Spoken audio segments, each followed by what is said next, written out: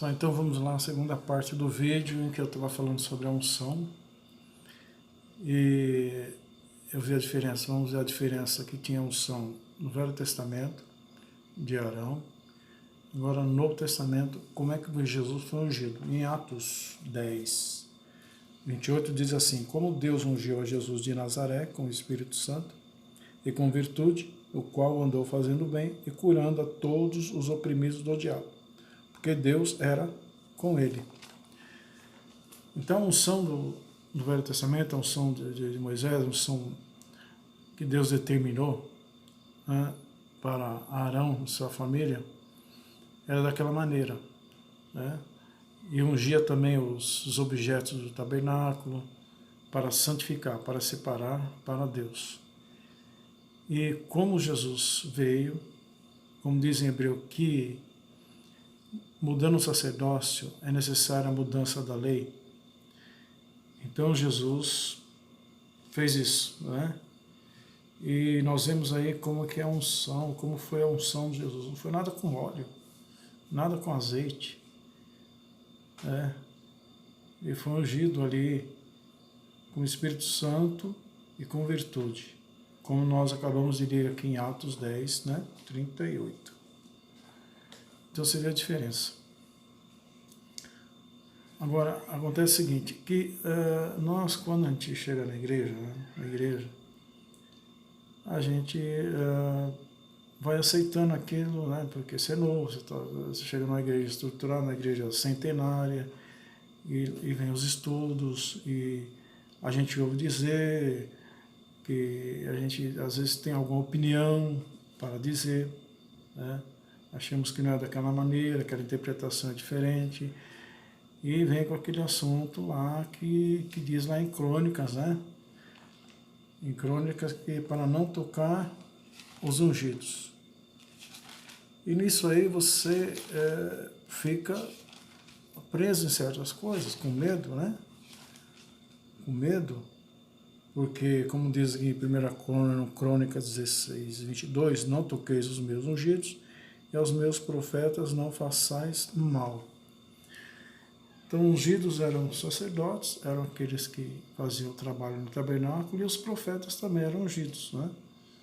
Como Deus mandava ungir os reis, mandava ungir os profetas também.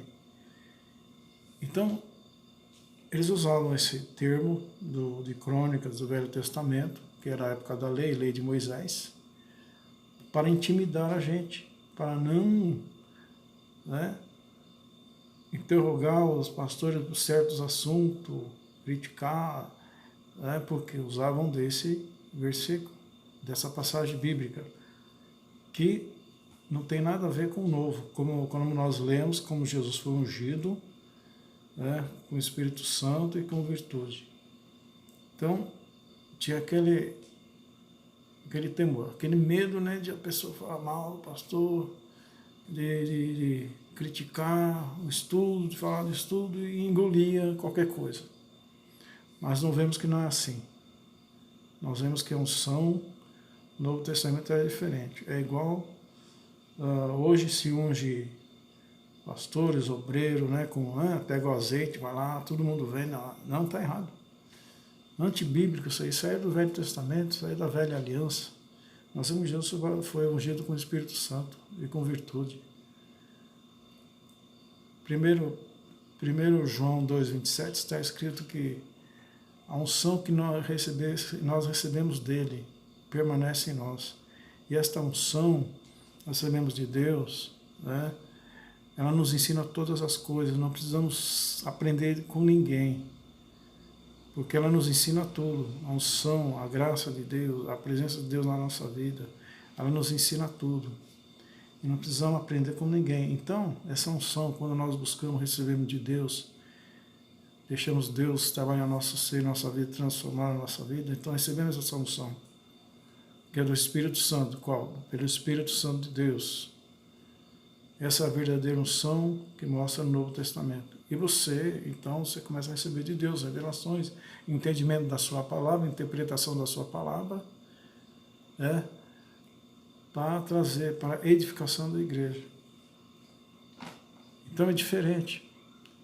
Então usavam dessa artimanha, né, que tem que acabamos de ler aqui em Crônicas, né, que nós acabamos de ler. Então o povo ficava com aquele receio, aquele medo de interrogar, de falar, e não tem nada a ver. Sendo que é o cara que eu citei para você, João 2,27, primeira carta de João 2,27, da unção que está em nós. Nós somos ungidos pelo Espírito Santo também, assim como foi Jesus, que ele disse que ele enviaria o Consolador para que fique conosco para sempre. Então, nós precisamos realmente sempre estar examinando, sempre estar ali interrogando, sempre estar falando, né? Sempre estar ali questionando a respeito de certos assuntos, para não ficar engolindo qualquer coisa. Então, pondo medo nas pessoas, né? Medo nas pessoas, sendo que a palavra de Deus, Pedro diz que para aceitar o rebanho de Deus, não como tendo domínio sobre ele, não como deixando as ameaças. Então, vem com aquelas ameaças, né? de versículos que não tem nada a ver com a gente, intimidam as pessoas. Aí ficamos, né, acuados, sem querer reagir. Mas quando Jesus diz para nós examinarmos as Escrituras, João 5,39, então nós encontramos a verdade. Né?